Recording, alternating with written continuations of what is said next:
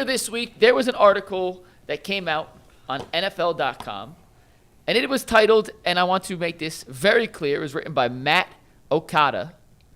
The title of the article was 2026 NFL Free Agency, Kirk Cousins, Alvin Kamara among notable NFC cut candidates. You can see this tweet from around the NFL, which tweeted out the link, which listed Denzel Ward on Matt Okada's notable cut candidate list. Our own Zach Jackson said, no way, no how, not going to happen. So instead of debating could the Browns cut Denzel Ward, we all know it's not going to happen. Let us put to rest any speculation that Denzel could even be in consideration to be cut. Zach? I mean, you never know with the Browns, right? But you do know because it's just not cap compliant. Oh, it's not cap. Okay. Denzel Ward is a phenomenal player. Yes, he is. Denzel Ward is the kind of guy that they want and need representing the organization in and out of the locker room. And they've accelerated his contract twice. Yes. So they couldn't even really afford to trade him, right. In which case he would bring back return for a team that's on the rise. Yeah. And Denzel's 9 years into his career now. So why would they even consider cutting him? So what this person did is took a look at the salary and saw that technically Denzel's guaranteed salary is $0.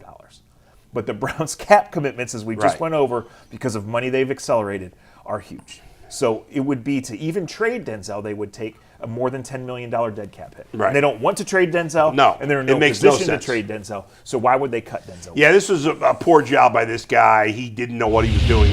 I never heard of the guy. It doesn't mean, whatever, just because I never heard of him. But that's, again, I always say with the Browns, you never know. But to your point, like, why would you cut Denzel Ward anyway, even if it wasn't that situation? Correct. He's one of your few good – you don't have that many good players. Correct. And you could trade him, even if you wanted for some reason to get rid of him. Yeah. Let's see what the deadline brings and where this team is at this point. But, that's a long way from now. Like, Denzel Ward is a cornerstone piece. And there aren't many of them. No, there are not. Right? So if you think last year's 4 rookies are, you've got Denzel, you've got Miles, you've got Delpit. We know who's walking out there. Like, where does the list even get to 10? We had the other day on Monday's show. We did this with the Cavs. I think you were here, Jason, for this, where he's like, "Yeah, you were here." We said there's an expansion draft. You can only keep 8 Cavs. We had that conversation. It was a good conversation. There were tough decisions at the end.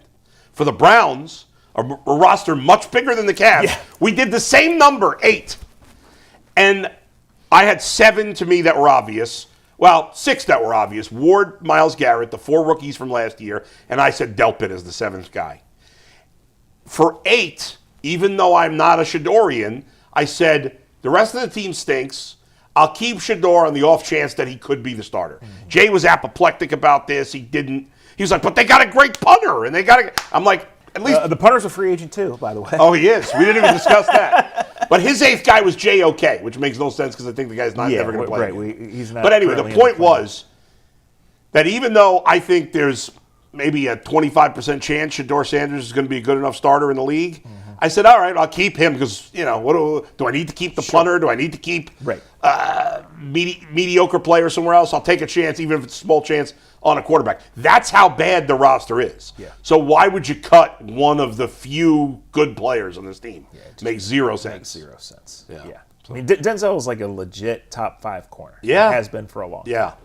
And I do think the concussion history plays into value. Like, I don't think teams are giving up a ton for him. He's much more valuable to the Browns than he would be on the market because of his medical history. You're going to hear some corners speculated because Dallas is shopping for a corner, and the Rams are shopping for a corner, and KC has salary cap problems. Yeah. But the guys you're going to hear speculated are younger than Denzel and make less money than Denzel. Right, it's just their teams are at a point. Yeah. KC is going to have to move off McDuffie or Chris Jones. It might move off both of them. Yeah. It's just their position. The whole thing is this. Headline, Pat Mahomes takes or agrees to a restructure. The Chiefs open up all this money. Within 2 weeks, Ravens, Lamar Jackson agrees to a restructure, right? Yeah. These are the top quarterbacks in the league. The Browns have to restructure Deshaun Watson to even become cap compliant.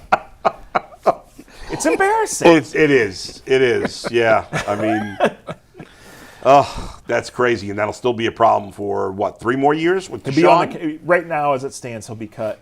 After this, his void years will be cut, and it'll be 2 more years that he'll be on the cap. Okay, so 2 more years as it stands right. 2 more years after this year. Yes, but he'll be. This is the final year of his contract. Right, but the void years they can cut. So they'll be out from under his money starting with the 29 season. With the when 29 season, when they're in the dome. Yep. Have they started construction yet? Do we know? Supposed to start within a couple of weeks, but I don't. Okay. There was a brief update provided by the owner in that quick press conference where he said the cornerstone players were the kicker, Tyson Campbell, and the 31-year-old defensive tackle. Yeah. The kicker. Oh my God. It is fascinating. This sidebar for a second that they're essentially building the field underground. Yeah, they have to. Right, because they got for the airport. How far? Do you know offhand? Well, what's fascinating about that is how it's done in SoFi in LA. It's the old Hollywood Park horse track. Okay. So they just came in and dug, and it's not a full indoor stadium. They just built a pavilion over top. Right. Of it. They had a lightning delay there, even though it feels like an outdoor stadium. Yeah, you don't need a full stadium. You don't need a full indoor stadium in you LA. Can't do that here. No, of course not. It's kind of the same concept. Like you walk into SoFi and you're on level 5. So it will be. I don't know the exact numbers here, but it will be a similar field. I my many years doing Division III hockey, early baseball, hockey, whatever, football, early in my career. There was a hockey arena. I don't even remember where it was. I think it was somewhere in Massachusetts, some very cold area, and they had a roof, but two sides of the arena were open, and this is hockey season. And one time I was calling a game there. It must have been like 10 degrees. I'm doing play-by-play, I'm wearing gloves. My water bottle froze. But it's hockey. Those guys are nuts. They're playing anyway. Well, Boston Garden's the opposite, right? Isn't it built like on level 7?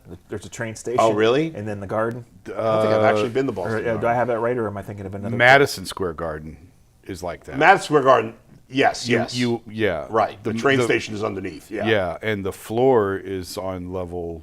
Right. Well, there's a whole nother. It's a maze to get in. I've only been to Madison Square Garden once, I guess, but it's a maze to get in. It is. Yeah, I don't remember now. It's been so long. Boston Garden has got a ton of floors too. I don't remember now. It's been so long. I think it's built above a train station. Yeah. But Boston Garden is above a train station. Yes.